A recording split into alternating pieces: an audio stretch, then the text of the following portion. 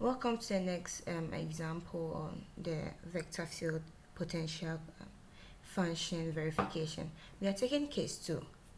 In this case, that is when the potential function is not given, but the vector field is known, and you want to verify if the potential function you would get to find is indeed making the vector field conserved. And we said the only way to verify potential function is such that there's a gradient of the potential function which is equal to the vector field. If this is established, then we see the vector field here is conserved, or it is a gradient field. So there are two things. It means the potential function you would find here makes the vector field conserved. So let's take the example here. We are given the vector field as 2xy minus 3 and then x squared plus cos y. Alright. It says, is this vector field conserved or is it a gradient field? If it is so, what is the potential function? Small f. So I would like to clear off and then zoom in. We are not given, we want to now find for the small f, which is the potential function. So this is what I want to assume. I would assume that f is the potential function. If it's a potential function, then I expect that the gradient of my f should be equal to my big F. So this is the first step I take. Now I want to verify my claim. It's like making a claim here. And I verify the claim. So verification. What is my F? So it's as if I have in the question I have just two variables, x and y. If this is true, it means that I can find for what the f respect to x and f respect to y, such that f respect to x will be the first value, f respect to y will be the second value. That is, if this thing I'm assuming it is holding as my claim. So which one is that? It means that I can write it this way: f of x, f of y is equal to these two. See the difference in the bracket? This one shows the vector field positions. So it means that f of x is equal to the first term, which is 2x minus 3. And then my f of y is equal to x squared plus cos x. Cos y. This is equation 1. This is equation 2. Don't forget, we are solving for f. We are solving for this f. That is our focus. But over here I have f of x and f respect to y. The only way to obtain f is to integrate either f of x or f of y. I don't have to differentiate. If you differentiate them, you are increasing the orders. But that's not what I want. I want this. So I want to reduce the order. I can integrate any of them. So let me integrate equation. I always want the simpler one. Let me integrate equation 1. So integral f is equal to, I want to integrate f of x respect to this. It should give me f. So let's go through that. This integral of 2x minus 3 dx is equal to integration. That will be x squared minus 3x plus a constant of integration. But because you are looking at two variables, the constant will be dependent on the other unknown variable x.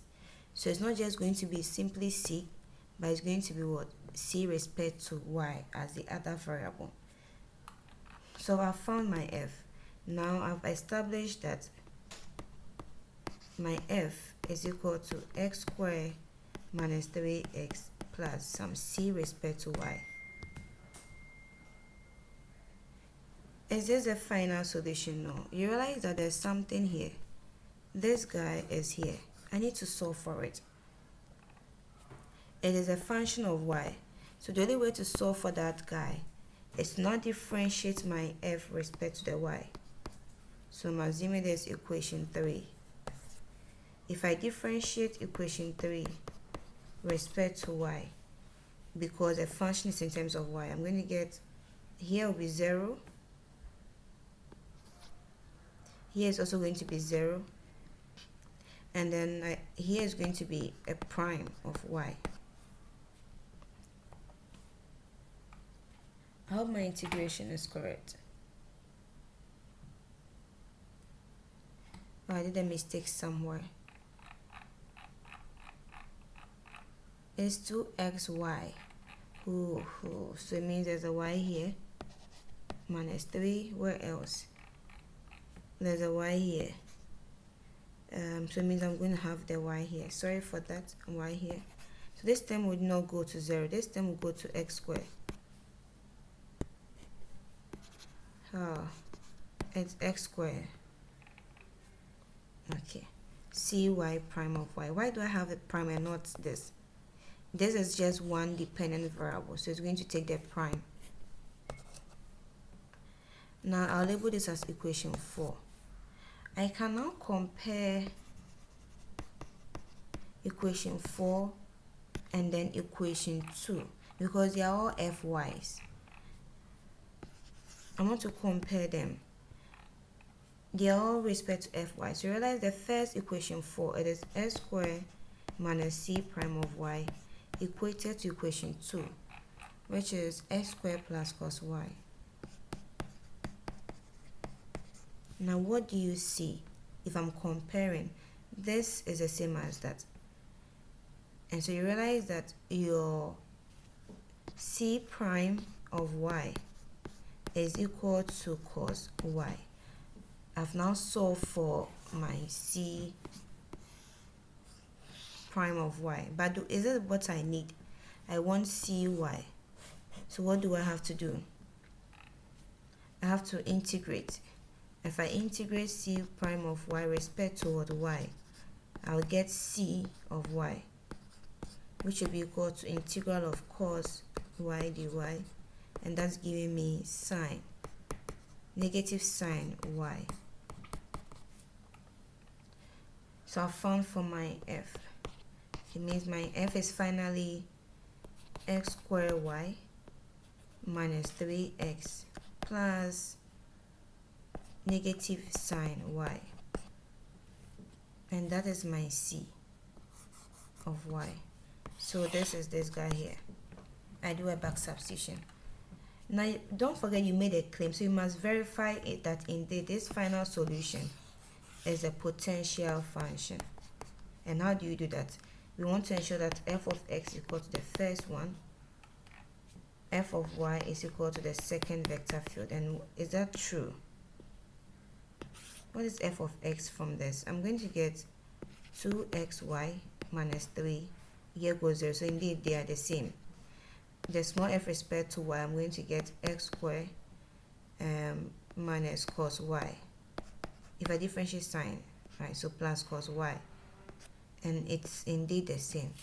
And so the potential function I found here is good, and then it makes the vector field conserved.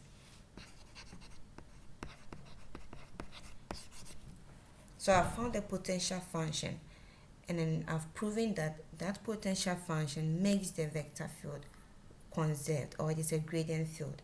Let's take another example. Example 2. Going back to the slide here. Example 2, we want to try any of them. Because I've solved 2 variables, I'll take the 3 variables case. I'm going to take the h, x, y, z is equal to 6xy plus 4z squared. And then we have 3x squared plus 3y squared, and we have 8xz. This is 3 by 3. Sorry, 3 variables. How do we solve for that? So h here is your vector field. Don't forget, h is the vector field. We must find small h, which is a potential function. What is it? So I would first make a claim that assume h is a potential function. It means that my gradient of the h should be equal to the big H. That is to say that my h respect to x is equal to h1, my h respect to y is equal to the second h, and then my h respect to z is equal to the third one. So let me write out the systems. So it means my hx is equal to, the first one is 6xy plus 4z squared, equation 1. The second one is equal to 3x squared plus 3y squared, equation 2. And then the last one, which is h of z, is equal to 8, I need to be scrolling up and down, xz, equation 3. Now don't forget looking for h. So the only way to find h is to integrate any of the equations, but I want the simpler one to integrate. So I'll take equation 3. I don't want any complications in my life. So I'm going to take equation 3. It means h of z is, to get h is equal to integrating h respect to, or z respect to z. It means I'm integrating 8xz respect to the z. Integration, you have to be careful. And that's going to give me 4xz squared. You know why? Plus a constant of integration. Is it this c? Is it c of y? Or is it c of x? Which one is correct? Now, because this is three dependent variables, means my c is going to take the other two variables. So this is the correct one. This is wrong. This is wrong. This is also wrong. So my h is 4xz squared plus a constant of integration depending on the other variables x and then y, because I integrated respect to z. So the variables here involves are x, y, z. If there were 2, I would have found the integration constant with respect to the other variable. So this is my h.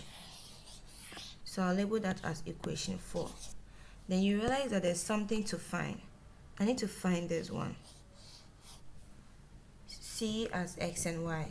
So I can differentiate h respect to any of them. I don't need to integrate. If I integrate, it doesn't reduce it. I can differentiate it. So I want to differentiate with respect to x first. If I differentiate with respect to x, I'm going to get that'll be 4z squared plus cx. Now it is not going to be c prime because it depends on two variables. So cx, x, and then y as equation 5. You can choose to be labeling them or not. Now what do? I can compare, because I already have hx somewhere. I can compare equation 5 to equation 1.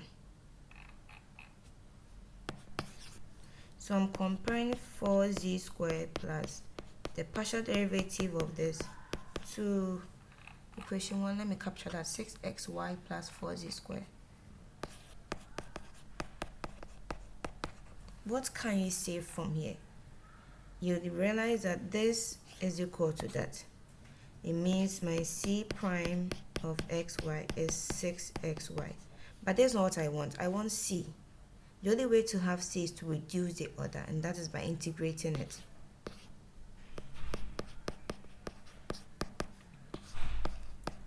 Don't forget the spread to x. You are dealing in terms of x. If I integrate this, I'm going to get C of xy equated to integration. That'll be 3x squared y. This is my C. So I can substitute it into equation 4 to have now the original or the new state of h. This implies my h is equal to, I need to scroll up, 4x squared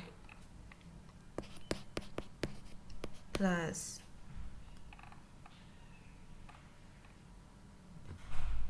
did I do something wrong? No, sorry for that.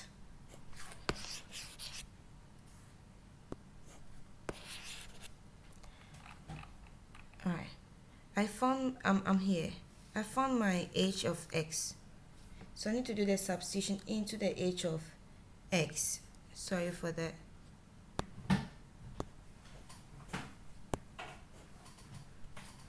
Oh, okay, I forgot something here. If I'm integrating, I needed to add an integration constant.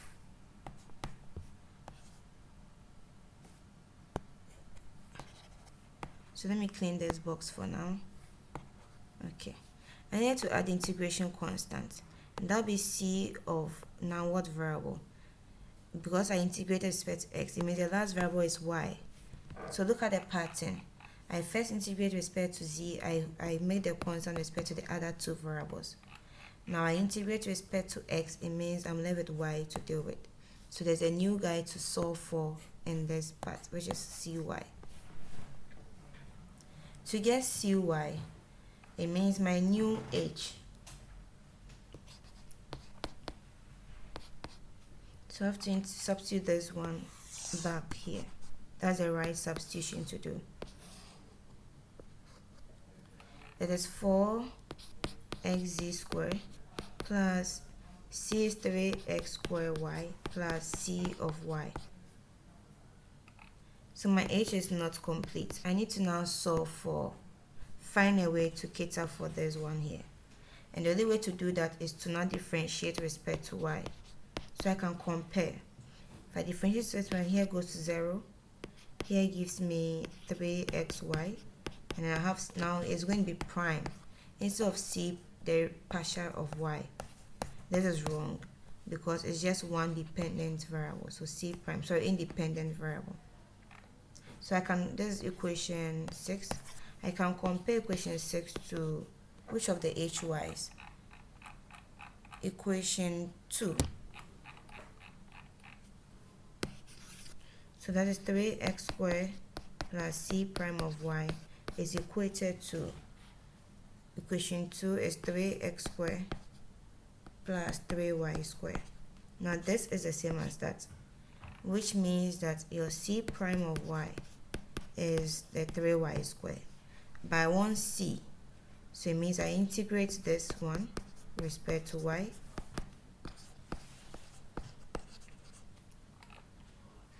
C of y will be equal to integration. I'm going to get y cubed plus a constant. Now this constant will be of no variable at all. And this is a final representation for cy. So I can write my original h. That's under substitution. Don't forget, h became this one. So I substitute this one here. And I'm going to get 4x squared z plus what again? 3x squared y plus y cubed plus a c as the h. I'm done. But you have to verify this. I expect that if I differentiate h of x, it should be equal to the first one. If I differentiate h of y, it should be equal to the second one. Now let's see if this is a good potential function. If I differentiate this with respect to x, I'm going to get 8xz plus plus 6xy. If we differentiate the constant, it's go to 0. Now let's compare the first one. Am I getting something like that for the first factor? No, it is not the same. So let me go ahead and verify for the second one. So I can say that even though the first term here is 6x squared, that I expect here to be 4z squared, which I didn't get. And so the potential function I found, this potential function does not make the vector field conserved. And so it is not a good potential function for the vector field. And this is how you solve for potential functions if it is not given. So you want to verify the potential functions if it's conservative. And so realize for this example it is not. I hope you can try out the other examples. In the next video we're going to talk about line integrals. That is the integration aspect of it. Thank you.